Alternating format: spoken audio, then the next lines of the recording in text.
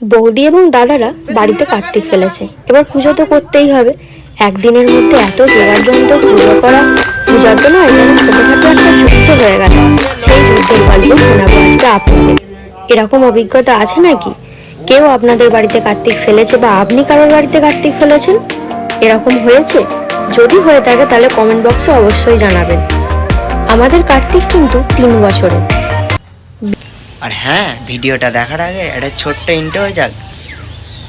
I am Biswajit, welcome to my channel তুচ্চা। Stay tuned from Kolkata.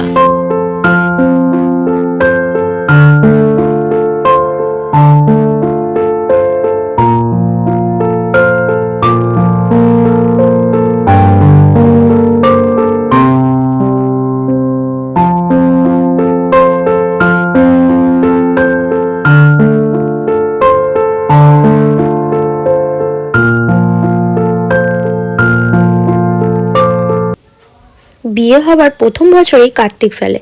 কার্তিকের সাথে কিন্তু একটা কাগজও ছিল, আর তাতে লেখা ছিল, তারপর আদর করে আমরা দুজনে ঘরে তুলে নিয়েছিলাম।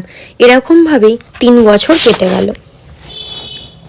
আমরা ভাবিনি এবছর পুজো করব, কিন্তু সবই আমার ছেলের ইচ্ছা। আমার ছেলে বলছি তার কারণ 3টে বছর ওকে আমার ছেলের মতোই ভেবেছি, যত্ন করেছি। পুজোর একদিন আগে আমরা গিয়েছিলাম ফুল কিনতে ও গঙ্গা স্নানে।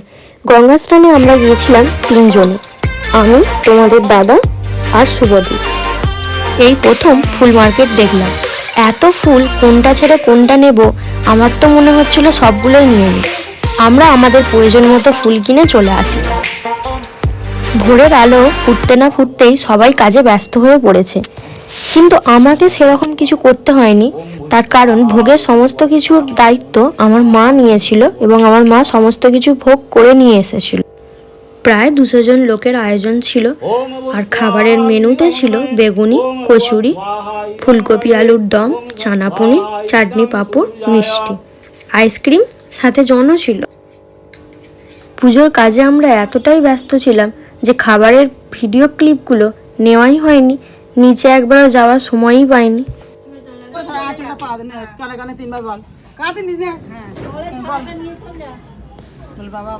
এত হাসি খুশির মধ্যেও কোথাও ছিল একটু দুঃখ। ছেলে যাবার সময় হয়ে আসছিল ধীরে ধীরে। পিতি শুরু করেছিল কান্না। আমিও ছিলাম সাথে। আমি ছিলাম খুবই ব্যস্ততার মধ্যে। দেখতে দেখতে ছেলেটাকে নিয়ে চলে এলাম তার মামার বাড়ি। মামার বাড়ি গিয়েছিল আমার খুবই কিছু কাছের দাদা, বৌদি এবং দিদি।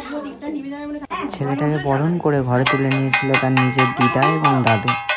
খুবই ভালোবেসে যত্ন করে তাকে আদর করে বরণ করে ঘরে তুলে নিয়েছিল। ইচ্ছা তো একদমই ছিল না যে আমরা ওকে ঘর থেকে বাইরে বার করি, কিন্তু যেহেতু আমরা ওকে রেখে দিতে পারবো না, তাই যেটা নিয়ম সেটা তো করতেই হবে। আপনারা যদি আরও ভিডিও দেখতে চান অবশ্যই চ্যানেলটিকে সাবস্ক্রাইব করে নেবেন, এবং যদি ফেসবুকে দেখে থাকেন অবশ্যই চ্যানেলটিকে ফলো করে নেবেন।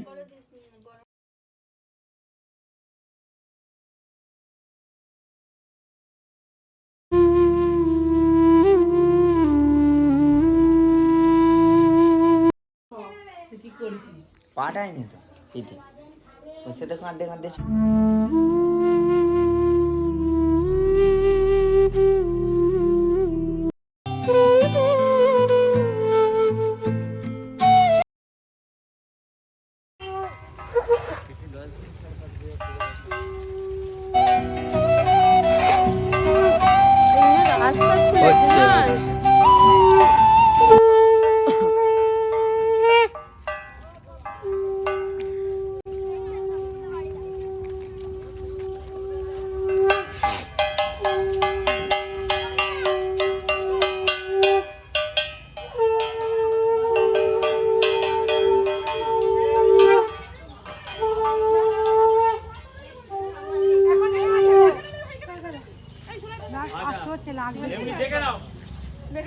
অনেক জায়গায় বসাচ্ছে তো,